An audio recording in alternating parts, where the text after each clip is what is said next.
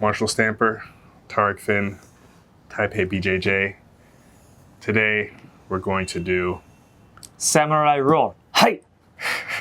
And 2 ways but to potentially defend or counter.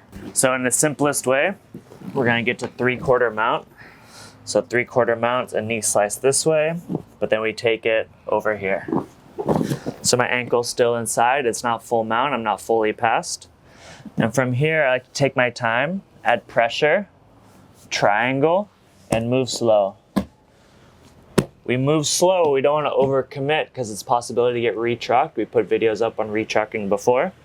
But in its simplest way, I'm gonna roll through, looking at his feet, roll all the way through, extend my legs, all the way to the back. Samurai roll. So we're coming through, our foot's in the middle, that knee slices this way, and we bring our knee to the other side. This is 3/4 mount. You wanna make his life tough. Cross face, come across, walk slowly, triangle my legs. You don't have to triangle your legs here, you can do it later in the roll. I like to do it now. And reaching through towards his feet, roll, extend, catch his shoulder, and round the back.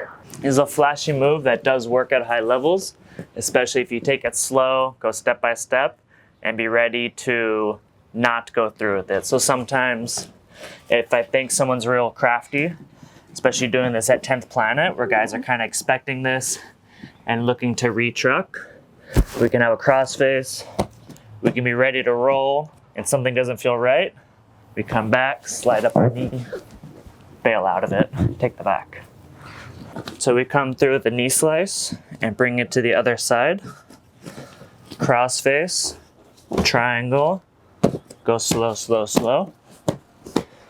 When we're perpendicular, we're ready to roll. Roll through, extend, and sit up. Just like samurais used to do. You know? basic shoulder roll. Basic shoulder roll. Which is not that basic, as I'm learning, as I'm teaching kids and teaching beginners the, Oh, really? the shoulder roll. I'm like, why aren't you learning this? But funny enough, they get the back roll much more easy than the front shoulder roll. So, Really? yeah. Interesting. So if you're rolling with somebody and you feel this coming, I have one way of dealing with it, which is kind of a way that I like to deal with a lot of leg entanglements, is that once I feel that he's going to shoulder roll, I'm going to just stiffen out my legs and try to keep my weight in my heel and stop that roll from happening. So I just keep my legs heavy, because the roll requires my legs to be a little bit loose. But if I stiffen out, I don't go flow, I just stiffen out, and then I can regard, or I might even be able to take his back from just not being flexible. If it's coming, just kind of this rigor mortis, just legs out, and I'm pressing my heels into the ground, and I just don't want my legs to go up into the air, because once my legs go up, then I'm rolling. So I stiffen out, my legs don't leave the ground. With some of these rolling moves, I think that because we're in this Jiu-Jitsu mindset of trying to flow with things and go with the energy of things, it's wrong sometimes, because you're letting yourself get pulled into somebody else's movement. So Yeah. something to consider. Which is absolutely why I tell people to flow, so that my stuff works.